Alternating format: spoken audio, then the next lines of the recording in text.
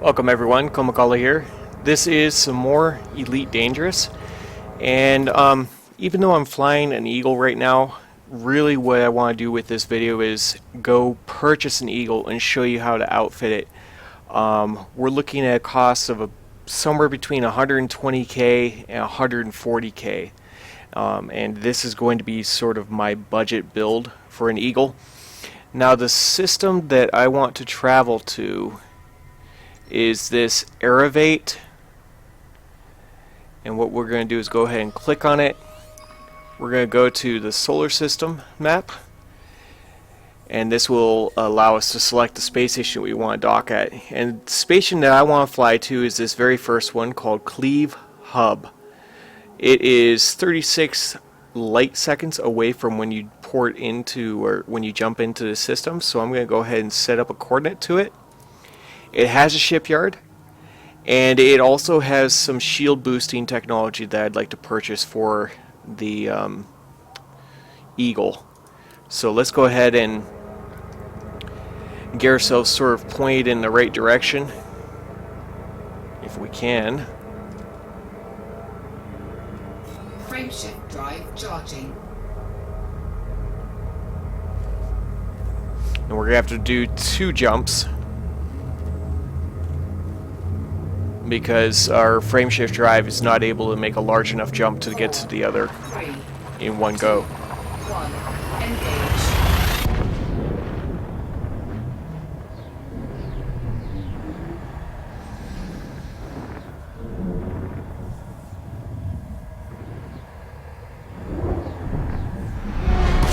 Alright. We'll do a quick little fuel scooping. Oh, we don't have that far of a jump. So let's go ahead and jump from here.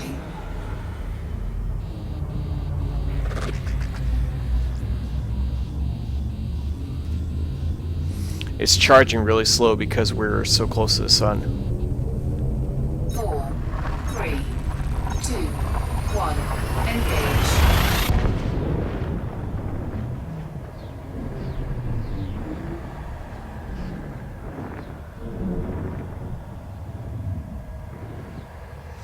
I've been having a lot of problems lately with the game crashing on me, video drivers crashing. I'm not sure why. And this hub, this Cleve Hub, this space station is something that we haven't seen before. I'm going to show you how to dock in it. It's really easy, but it is another envelope slot that you have to fly through. But this one shouldn't take us too long to fly over to. It's only, what was it, 36 light seconds from where we jump in. This station has some good things that you can purchase from it. And like I said, the main reason I want to come here is because they've got some shield boosting technology. The Eagle has some pretty... oh, shoot. Let's swing up high. Give us a chance to slow down, and then we'll swing back around. The Eagle has some really weak shields and incredibly weak actual frame. And so this causes problems where if you come under fire and you lose your shields, you're most likely going to blow up. So by purchasing some boosters and some cell banks, what this will allow us to do is stay in the fight a little bit longer and not die as easily.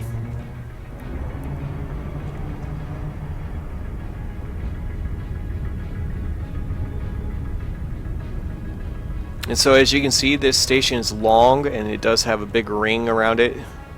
One thing to keep in mind when you come into this station, the docking port is actually where the big ring is on this type of station. There's another one that looks very similar to it, and it's the docking port is on the opposite side of the ring. So it's a little confusing. But on this one, you'll see where it is. I find this station actually easier to dock at than the big, I don't know what those are. They look like a sphere almost, except with flat sides on it. Alright. I think we're probably coming in at a bad angle for this, but that's okay. We'll make do. And drop out.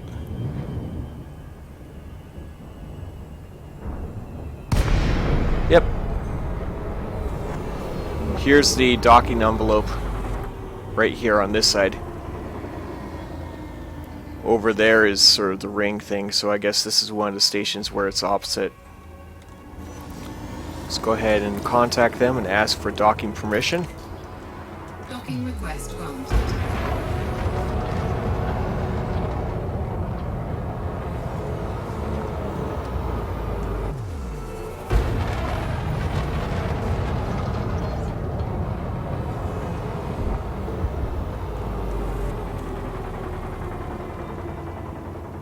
And we are going to be docking in landing pad 31, so this is probably going to be either right up by the entrance or about halfway back. I think it's going to be right up by the entrance. Let's go ahead and drop our landing gear.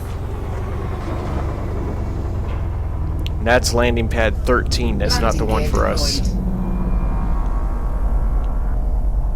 There we go. It's right inside.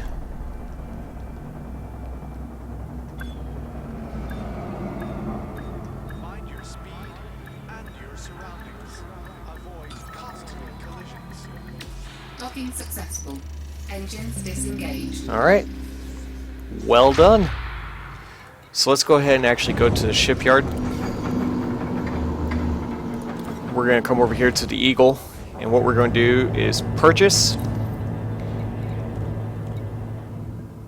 And we're actually going to sell the ship that we have right now.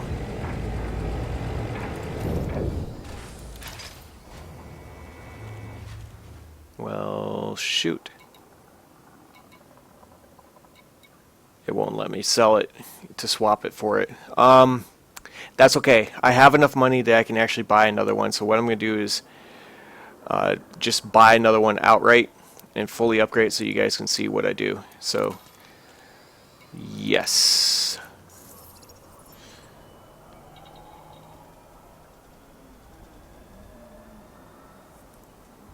Alright, come on. We have to reload all the assets and everything.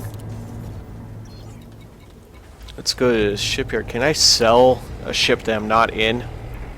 Yes, I can. So stored ships, options. We're going to go ahead and sell it. Alright, we'll go back to outfitting now. And here's our Eagle.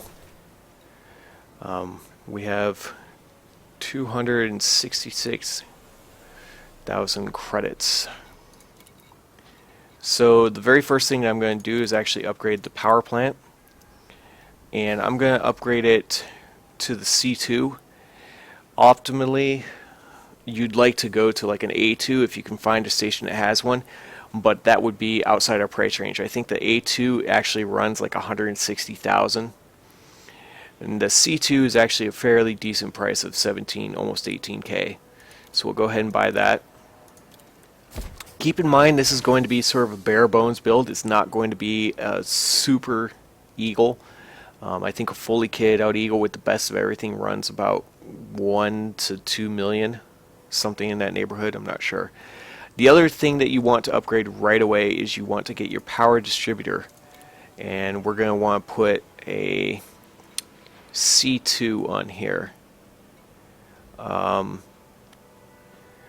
I feel like this is the best bang for the buck because it costs about 9K. You could go up to a B2 if you have the money. The downside to the C2s or the C class is it weighs a lot, and it's unfortunate.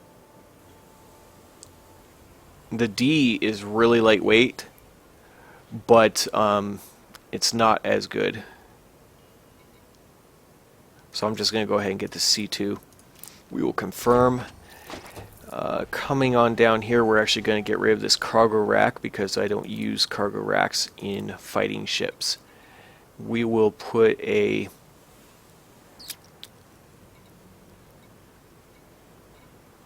we do have some shield cell banks I think we'll put one of those on there. Let's see, a D2. Do we have a C2 for about 9K? Let's see if we can find one. Yep. Shield cell bank for 9K. Basically what this is you have little clips that store up power in your ship, and when you fire it or when you release it, what it does is it releases a burst of energy into your shield banks, recharging them really quick.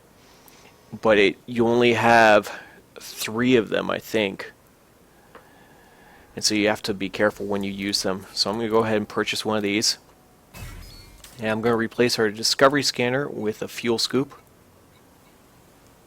Just a cheap one, it doesn't matter.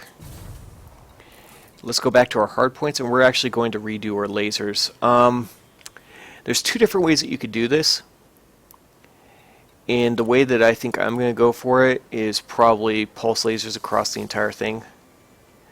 And we want pulse lasers that are gimbaled. We've got beam lasers that are crazy expensive. This icon right here, I don't know if you can see where my mouse pointer is, the pulse laser. This is a turret, and we're not going to use those.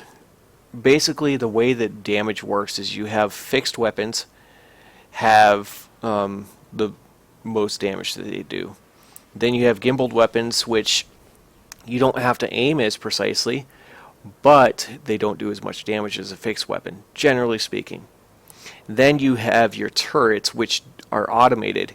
They do less damage than gimbaled weapons, but you don't have to manually aim them, and they've got a really wide area of fire that they can track targets in. So what I'm going to do is I'm going to actually put one of these gimbaled pulse lasers on my ship. And I think I'm going to put all 3 slots. The alternative is on the 2 lower slots, you could put multi-cannons down there. The reason I'm not putting multi-cannons down here is because they have an ammo requirement, and you can only carry around 2,000 some rounds for it. And so you're basically, you can do a lot of damage against holes with multi-cannons, but you have to keep on coming back and forth to rearm and refuel, and it's just a pain in the butt.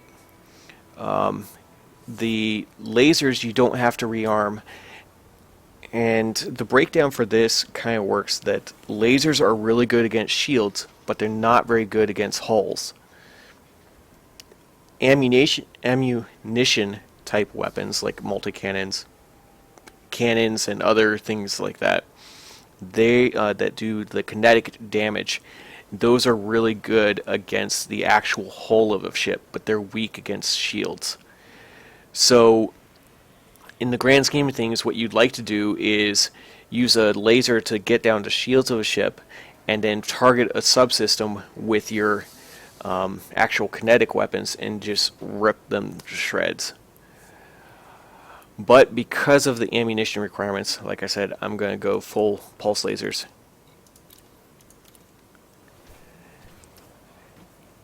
And you got to keep an eye on your power requirements over here. And let's get another pulse laser. Pulse laser gimbaled right here.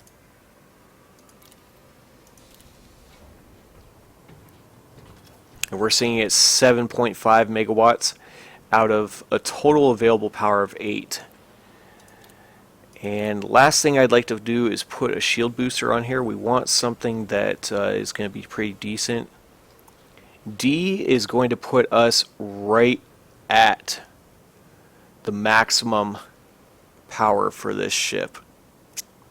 And I'm debating whether or not we go for it. Right now we have spent about 80K on the ship and everything. And this will put us right at 20K, I think, or 105K. if I'm doing my math right.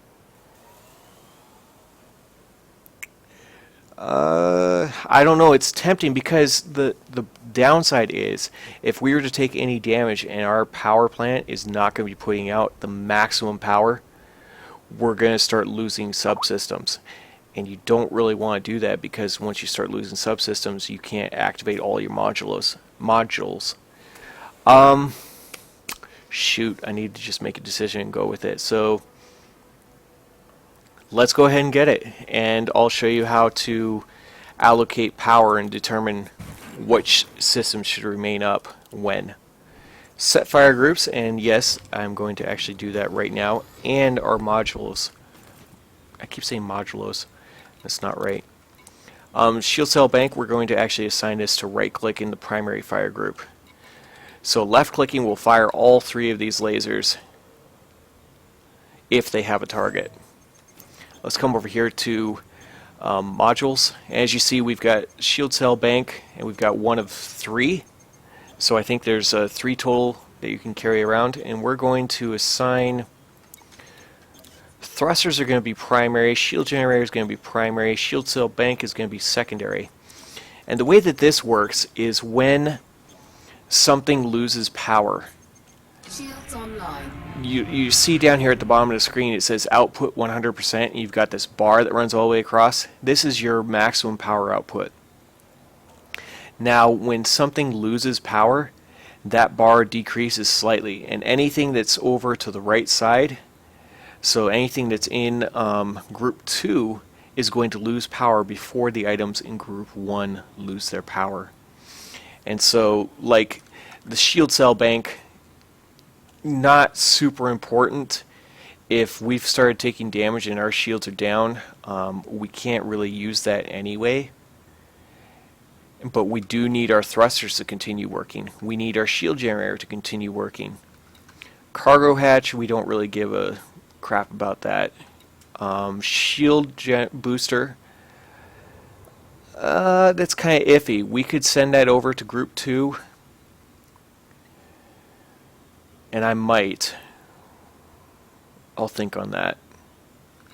And I'm thinking maybe if we just put all our weapons in group 2 as well, this will allow us to keep some of our mandatory systems still running. Frameshift drive will keep that. Sensors, we need those because sensors are required so that you can actually see things. They're also required so that you can actually communicate with stations and be like, hey, I need to dock. If your sensors are turned off, you can't communicate with stations. Let's go ahead and put the fuel scoop in group 2, and that's it.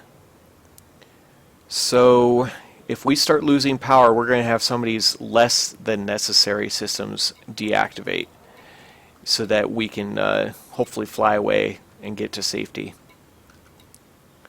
And I think we're good.